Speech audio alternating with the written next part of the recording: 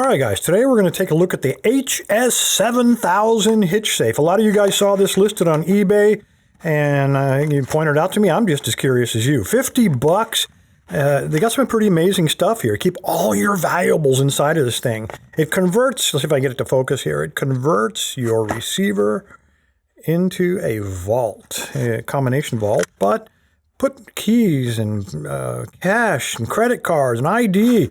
Secure all your valuables, run outdoor sports. Yeah, well, let's find out. Let's crack this baby open, take a closer look.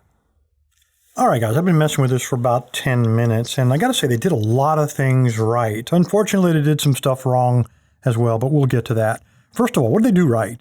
Well, it's all steel construction, so that's a big plus. These things that I thought were screws on the side are actually not screws. They've got a rather unique retention mechanism on the inside. So you take these two things out, you slide it into your hitch, and you press them in, and then internally, these two pegs are retained. Of course, these are both hardened steel as well. And notice we got little pieces of foam, and that's to allow when you push it in, and that way there'll be no rattling or anything like that. So they did think that out as well. They've got a couple of different size adapters here. So when you press it in to locate those holes, to line them up, you subtract or add these little foam discs. Again, to keep it from rattling. It's going to be held in there pretty firmly. On the outside, very, very heavy. It looks pretty innocent. I mean, it doesn't really look like much. It does not look like a vault. And very heavy rubber, and it does, well, you got to remove it from the bottom. And they actually label it, telling you where to how to put this thing on. And then finally, you get access to this. Again, all steel, so big plus there. This is actually all you'll see sticking out.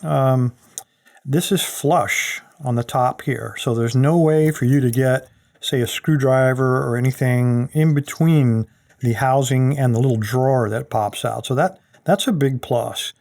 Even if you were, there's a little lip in there, so it's not going to really get you anything. The other thing they did right is there's a complete mechanical disconnect between this lever and the wheels. So one of my favorite exploits is simply to, just like on master locks, you push down on the lever and then you kind of spin this and the lock will pick itself in many cases. Not so here. There's a complete disconnect. So when you dial in the combination, then you have to push the lever down. You can't hold the lever down and then try to pick it. You have to actually release it and then press back down in between each number. So if you're going to try to pick this thing by a brute force attack, there are 10,000 possible combination, so you're going to be releasing and pushing this button down an awful lot.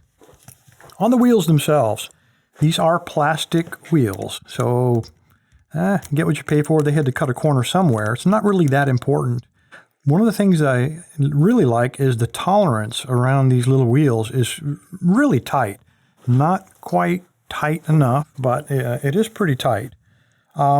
The gates, you can't detect the gates. There's a ball bearing detent on each of these wheels. So each of the clicks, you feel it click in place, and there's no way to detect where those gates are. So very cool. They're all exactly the same width. Likewise, trying to do the compression attack where you are able to push the wheel down to detect the gate beneath it. You can't do that here. I don't know why I haven't taken it apart, but I did try that attack as well. The only attack that does work, unfortunately for these guys, is the shimming attack, but it's a little harder than usual. So let me turn this guy like this. And what I'm going to do, this is a Sparrow's shim. I'm going to use the flat side. Because the tolerances are so close, you can't rotate back and forth between the angled side and that side. Otherwise, you won't be able to detect it. You've got to choose which side you're going to use. And I'm going to use the flat side. I'm going to leave the angle on this side. So what I'm going to do is just take them in there, and as I said, the tolerances are pretty tight. So slide them in there just like that, and notice the angle here. Now I'm going to try to hold this. In fact, I'll balance it up on this block to give you an idea of the angle. Now what I'm going to do is just take a probe, and I'm going to rotate it and put a little pressure with my finger. And what we want to find is the gate. So just keep rotating until it kind of leans a little bit further to the left.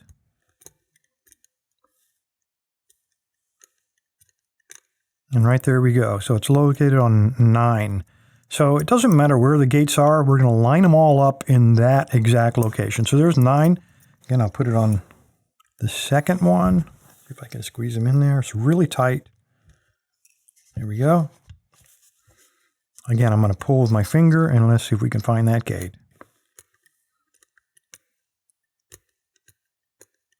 And there it is. So that's a 0. So we got 9, we got 0, and let's just keep going. Third wheel, and this is the really tight one. In fact, it's so tight that once I get this in there, it's a little hard to turn that wheel.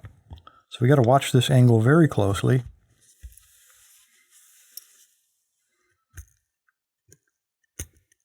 We might have been on the gate right there.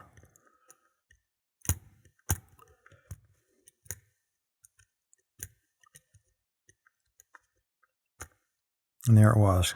Felt it click right by it. So they're leaned over. There's a stand-up non-gate, and then I roll it back, and there's the gate.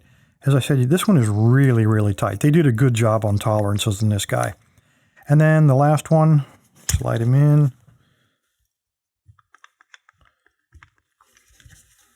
Now, if you push it in there too far, somehow or another it blocks it jams up the mechanism. So don't be tempted to do that. Just the tip. Just put the tip in. And there we go, 5. All right, so now we've got the gates lined up. But what we don't know is if that's the combination or not. And of course, it's not. But the gates are lined up. So now what we're going to do is we're going to begin rotating these one number at a time. So I go from 9 to 0, to 1, 4, and 6. Do it again.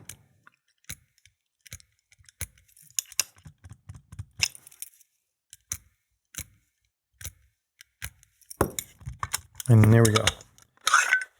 So you can pick these. It's a little bit more of a challenge than some of the previous locks, but it is still possible. If they were to tighten up on the tolerances on this a little bit more, and even better, put some kind of shielding on these 4 wheels so to prevent us from trying to shim it, that would really be a good thing. Anyway, this is what you're looking at. We got double locking lugs. Both of these are steel.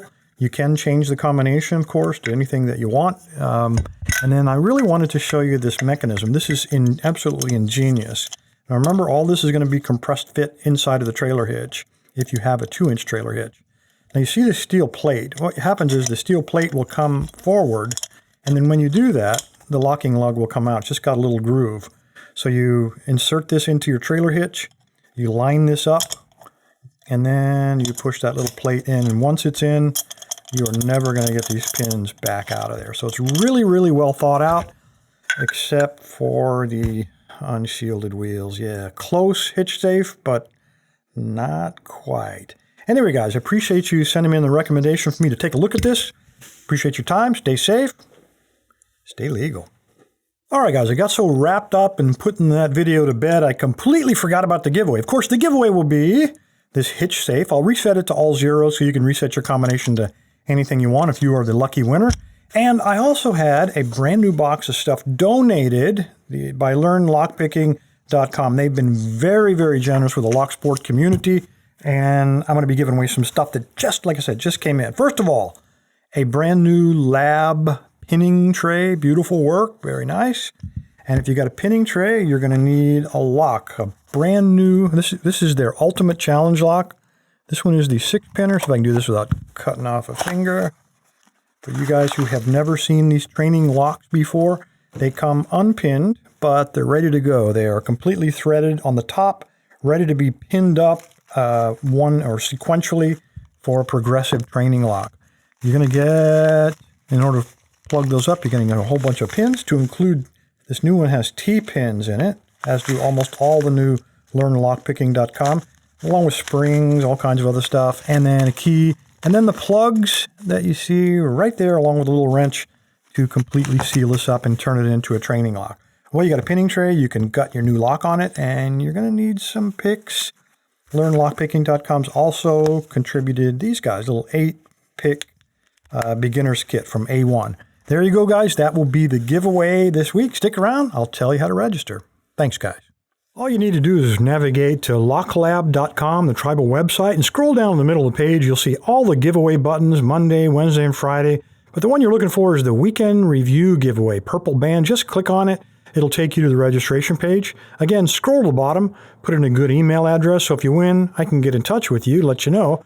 Put in a username, doesn't matter what it is, and click submit.